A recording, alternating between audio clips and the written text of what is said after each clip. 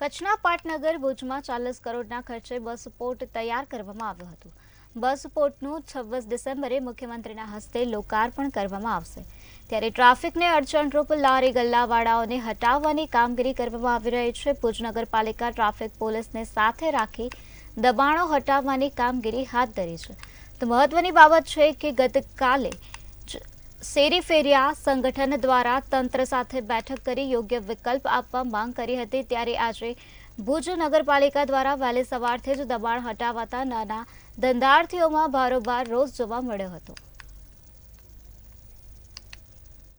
26 તારીખે ભુજ પોર્ટનો છે તે ઉદ્ઘાટન કરવામાં આવશે સીએમના હસ્તે। ત્યારે આજે ભુજ નગરપાલિકા દ્વારા છે તે ભુજના જૂના બસ સ્ટેશન પાસે જ્યાં પોર્ટ શરૂ થવાનો છે ત્યાં હાલ દબાણ હટાવવાની કામગીરી છે તે કરવામાં આવી રહી છે।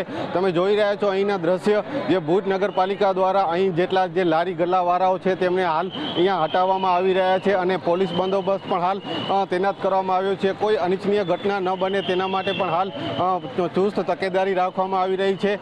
ખાસ કરીને જે રીતના બસ પોર્ટનું ઉદ્ઘાટન થવાનું છે તેને આજે જે મેઇન રોડ છે તે ખાલી કરવામાં આવી રહ્યો છે। તમે જોઈ રહ્યા છો અહીંના દ્રશ્યો।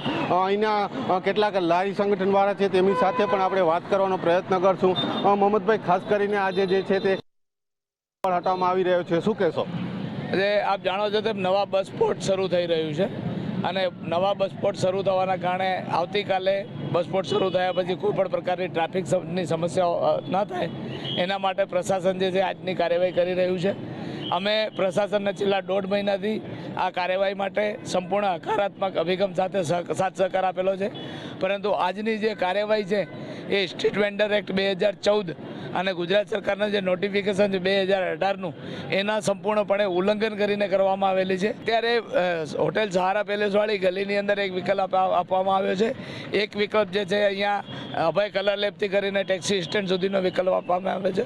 જનતાગઢ સામેના ભાગમાં વિકલ્પ આપવામાં આવે છે કે જ્યાં થોડીક વ્યવસ્થા કરી અને વ્યવસ્થિત આયોજન કરીને આ થઈ શકે છે, જેના માટે જે કાર્યક્રમ પૂરો થઈ ગયા પછી તંત્ર સાથે બેઠક કરીને આનો યોગ્ય ઉકેલ કરવામાં આવશે એવું તંત્રએ અમને ખાતરી આપી છે। તંત્ર દ્વારા જે લારી ફેરિયાવાળાઓ છે તેમને ખાતરી આપવામાં આવી છે। હાલ ટ્રાફિકને અડચણરૂપ થતાં જેટલા જે લારીઓ છે તેમને હટાવવામાં આવી રહી છે। ભુજ નગરપાલિકા દ્વારા છે તે વહેલી સવારથી જ આ કામગીરી કરવામાં આવી રહી છે। મહેન્દ્ર મારું, મંતવ્ય ન્યૂઝ, ભુજ।